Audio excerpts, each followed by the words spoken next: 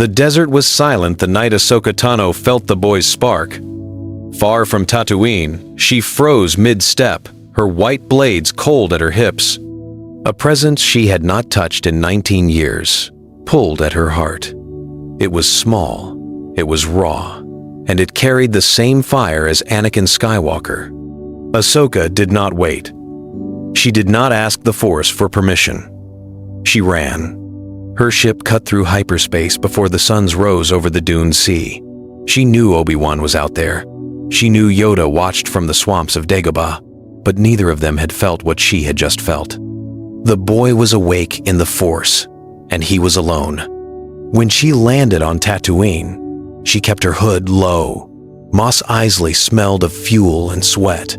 Smugglers eyed her lightsabers, then looked away. Ahsoka moved through the back roads like a ghost. The Lars homestead sat quiet under a pale morning sky. She did not knock. She watched. A young man worked under a speeder, grease on his hands, sand in his hair. He was thin. He was angry. He was bored. And he was burning with power he did not understand. Luke Skywalker had no idea who was watching him from the ridge. Ahsoka closed her eyes. She felt Obi-Wan stir, far off, sensing her arrival. She felt Yoda shift on Dagobah, troubled. The plan the old masters had built for 19 years was already cracking. She stepped down the ridge. Sand slid under her boots. Luke looked up. Their eyes met. Something old, something fierce passed between them. And on Mustafar, behind a black mask, Darth Vader suddenly opened his eyes. Ahsoka sat across from Luke inside the Lars kitchen. Owen was gone to town. Beru poured blue milk with shaking hands. The Togruta did not waste time. The boy had felt her power, and she had felt his. Lies would only slow them down. "Your father was a Jedi," Ahsoka said. "His name was Anakin Skywalker." Luke leaned forward. He had heard pieces of that story his whole life. Uncle Owen had called his father a navigator on a spice freighter, a drifter, a nobody. But somewhere deep down, Luke had always known there was more. Ahsoka kept going. Her voice stayed low, steady. "He was my master. He trained me. He was the best pilot in the galaxy and the strongest Jedi the Order ever made." Luke smiled. Then she broke him. "He fell, Luke. He turned to the dark side. The Emperor twisted him. He killed children in the Jedi Temple, and the man he became is still alive." The cup slipped from Beru's hand. It shattered on the floor. "His name now is Darth Vader." Luke stood up fast. His chair scraped back. He shook his head. No. Ben told me my father was murdered. Ben told me Ben lied to you." Ahsoka's eyes were wet, but her voice did not break. "Obi-Wan buried the truth." Yoda agreed. "They wanted you safe and quiet until they could shape you. I do not have that luxury. The Empire is hunting Force users every day. You need the truth now." Luke walked to the door. He stared at the twin suns. His whole life felt like sand running through his fingers. Behind him, Ahsoka spoke softly. "And, Luke, you have a sister." Ahsoka took Luke off Tatooine within a week. Owen tried to stop them. Beru did not. She pressed a small photo of Padme into Luke's hand and shut the door behind him. The boy never saw the homestead again. Their ship landed on a forgotten moon in the Outer Rim. Thick jungle. No Imperial scanners. Ahsoka built a camp from old Separatist crates.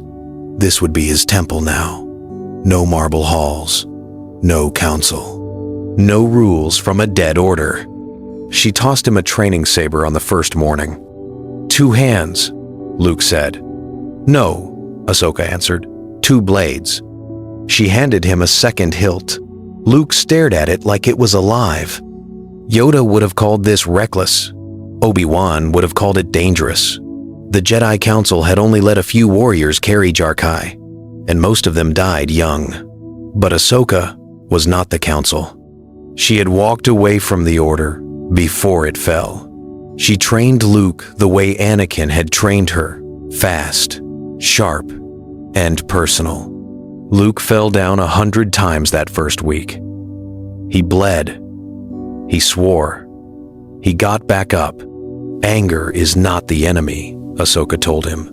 Hiding from it is. Yoda would have buried this part of you. I will teach you to ride it. Luke learned to swing both blades in flowing arcs. He learned to feel the Force pulse through each hand like a second heartbeat.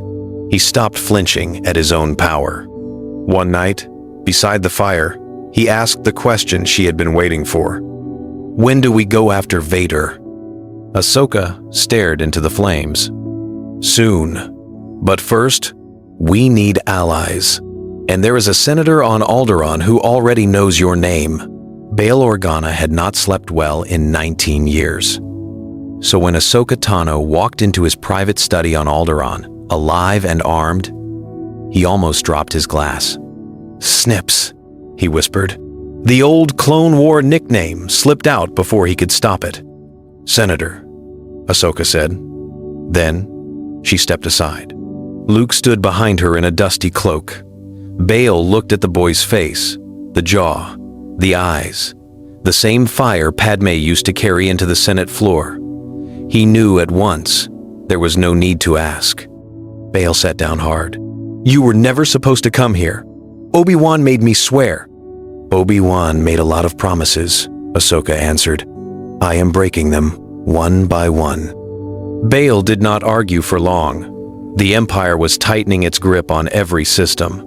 The rebel cells he funded were small, scattered, and scared. A trained son of Skywalker, raised by Anakin's own Padawan, was a weapon and a symbol the rebellion could not refuse. By the next evening, Bail had pulled in his daughter. Leia entered the study in her white senator robes. She was 16, sharp-eyed, and already serving the Imperial Senate as a junior aide. She saw the stranger with the cloak. She felt something pull in her chest.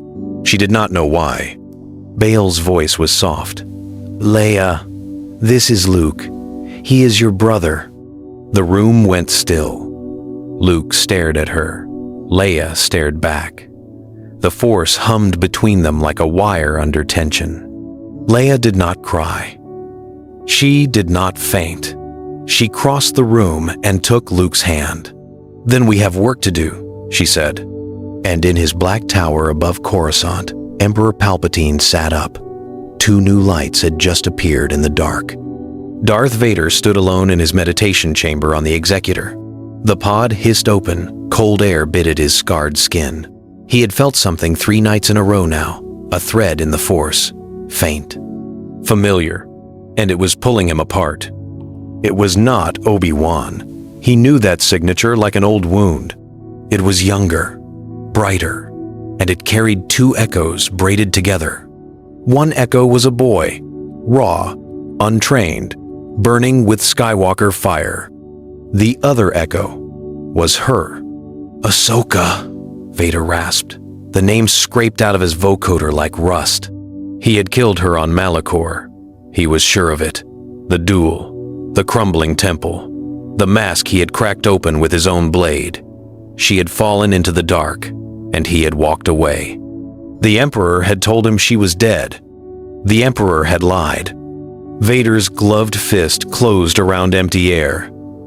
The thread in the Force pulsed again, and this time he caught a flash of an image. White Leku. Twin sabers, white as bone. And beside her, a young man with sandy hair, swinging 2 blades in a pattern Vader himself had taught her years ago in a temple that no longer existed. His own student, training his own son to kill him. Rage rolled through the chamber. Consoles cracked. A trooper outside the door fell to his knees, choking on nothing. Vader did not call the Emperor, not yet. Palpatine would order the boy turned or destroyed. Vader wanted neither. He wanted the boy alive, and he wanted Ahsoka in chains at his feet. He keyed thebridge.com. His voice was iron. "Admiral, set course for the Outer Rim. We are hunting ghosts." The ship cut through black space and dropped onto a dead world. Malachor. The sky burned red. The ground was cracked stone, littered with the frozen bodies of Sith and Jedi who had killed each other thousands of years ago. Luke had never seen a place so wrong. "Why are we here?" he asked. Ahsoka's montrals twitched. "Because the Jedi will not tell you who your father really was. The Sith will." She had been here once before. She had dueled Vader on this very rock. She had walked out, half broken. But she had also walked out with a key, a Sith holocron she had hidden in the ruins. Too dangerous to carry, too valuable to destroy. They climbed down into the temple. Cold air bit through Luke's cloak. The holocron sat on a stone altar, pulsing red like a slow heartbeat. Ahsoka stepped back. "Open it." Luke reached out with the Force. The pyramid spun in the air. Then it spoke. Voices poured out. Sith Lords, dark prophets. And one voice Luke had never heard, but somehow knew in his bones. "I am Anakin Skywalker. If you are hearing this, the Order has fallen. I have fallen with it. I loved her. I lost her. I chose the dark to save her, and I killed her instead." Luke's knees buckled. The recording kept going. His father's voice cracked, confessed, burned. "My son, if you find this, do not become me, but do not become Yoda either. He let me fall. He watched it happen." The holocron went dark. Luke looked up. Tears ran down his cheeks. The certainty Yoda would have planted in him was already dead. Far above the planet, Star Destroyers dropped out of hyperspace. The Emperor's throne room burned with red light. Luke stood above his father, chest heaving, green blade humming inches from Vader's throat. Sparks rained from the severed wrist. The Sith Lord lay, broken, defeated. "Good," Palpatine hissed. "Strike him down. Take his place at my side." Luke's hand trembled. He could feel the dark side pulling hot, hungry, easy. One swing, one cut. The rebellion would be safe. His sister would be safe. He raised the saber higher. Then a whisper, not in his ears, in his heart. "Anakin, don't let him take you. Not again." Luke froze. The voice was warm, steady, and sad. A woman's voice. It moved through him like wind across still water. Below him, Vader's mask tilted.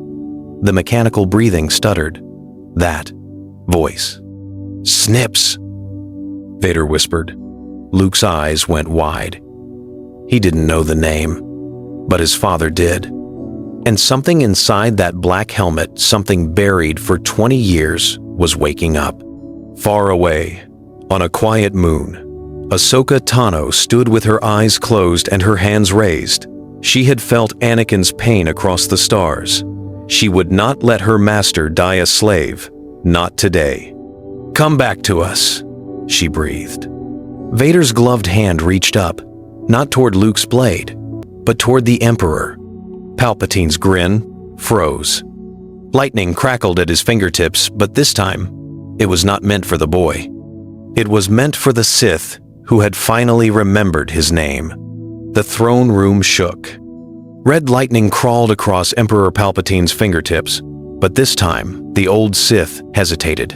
He had felt something shift in the Force, something he had not felt in 20 long years. Anakin Skywalker was awake. Vader's broken body pushed up from the floor. His mechanical breathing rattled. His one good hand reached for the lightsaber at his belt, not Luke's green blade, but his own. The blade that had once cut down younglings. The blade that had burned on Mustafar. The blade that had served the dark side for half a lifetime. He ignited it. Red, angry, alive. "Master," Anakin rasped through the mask. "You lied to me. About everything." Palpatine's yellow eyes narrowed. "You are weak, Lord Vader. Strike the boy down, and I will heal you. I will make you whole again. My name," Anakin took one heavy step forward, "is Anakin Skywalker." Luke stepped back, green saber lowering. He could feel it now, the storm inside his father's chest, the chains breaking. The slave boy from Tatooine, the war hero, the husband, the friend, all of them clawing their way back up through years of ash. And behind it all, that quiet voice, "Ahsoka." Palpatine snarled. The lightning came fast, a screaming blue river aimed at Anakin's chest. But Anakin raised his red blade and caught it. Sparks exploded across the throne room. The Sith Lord's robes whipped in the storm. Anakin pushed forward, one step at a time, dragging his ruined body through the lightning like a man walking into a hurricane. "You cannot," Palpatine shrieked. "I made you." "You broke me," Anakin growled. "She put me back together." The red blade swung. Palpatine's head dropped from his shoulders. Silence. The lightning died. The hum of the throne room dimmed. Somewhere outside, the second Death Star groaned as the rebel fleet hammered its core. But here, in this dark chamber, only two Skywalkers remained, father and son, and a body cooling on the cold floor. Anakin's legs gave out. Luke caught him before he hit the ground. "Father, help me," Anakin whispered. "Get me off this thing before it burns." Far above, in the green skies of Endor, Lando Calrissian's voice crackled through the rebel fleet. "We did it! The reactor's hit! Pull back! Pull back!" The Millennium Falcon roared out of the dying station, weaving through fire and falling steel. Behind it, an Imperial shuttle screamed for open space, its pilot a young man with tears streaming down his face, his cargo a broken father in black armor. The second Death Star bloomed like a dying star. A ring of fire opened across the sky. The Empire's iron heart shattered, and 1,000,000 Imperial soldiers, officers, and stormtroopers vanished in a single breath of light. Endor's forests cheered. But the war was not over. Not yet. In the medical bay of a rebel cruiser, Anakin Skywalker lay without his helmet for the first time in decades. His face was pale, his eyes were tired, but they were, his eyes blue, human, alive. Luke sat beside him. Leia stood in the doorway, arms crossed, jaw tight. She had not yet decided what to feel. And then the door slid open. Ahsoka Tano walked in. She was older now. Her montrals were tall, her face lined, her white blades clipped to her belt. She did not speak. She just looked at the man on the bed, the man she had once called Sky Guy. Anakin's voice cracked. "Snips. Master." She sat down beside him. She did not hug him. She did not cry. She only took his metal hand and held it. "I felt you," she said. "Across the stars. I felt you, remember?" "I almost didn't, but you did." Leia turned away. She could not watch this. Not yet. The man on that bed had tortured her, had destroyed Alderaan's defenders, had killed friends. Forgiveness would not come easy, and maybe it would never come at all. Luke understood. He let her go. The galaxy did not heal overnight. The Empire fractured into a dozen warring pieces. Imperial Moffs declared themselves kings. Grand Admiral Thrawn pulled his fleet into the unknown regions and waited. The Hutts seized old trade lanes. Mandalore rose again under new banners. The New Republic was born fragile, loud, hopeful. Mon Mothma stood at its head, with Leia Organa at her right hand. But the galaxy needed more than politicians. It needed Jedi. And here, The old timeline broke forever. In the world we know, Luke Skywalker walked alone into the ruins of the Jedi Order. He rebuilt it from scratch, and he failed. The old rules he inherited from a dead council poisoned the new tree. But in this timeline, Luke was not alone. Anakin lived. Ahsoka lived. And neither of them trusted the old Jedi Council. Ahsoka had walked away from that council long ago, when it had abandoned her. Anakin had watched that same council fail his wife, his friends, and finally himself. They had both buried too many bodies because of old rules written by old men in marble towers.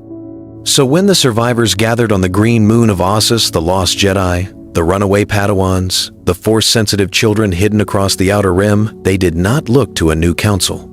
They looked to her. Ahsoka stood beneath the broken stone arches of the old Ossus temple. The wind moved through her leku. Behind her, Luke and Anakin watched in silence. Around her, 23 Force-sensitives waited, some children, some adults, some old enough to remember the Clone Wars. "I am not your master," Ahsoka said. The crowd shifted. "I am not a Grand Master. I am not a council. I will not sit in a tall chair and tell you who you can love, or who you can mourn, or what feelings you may carry."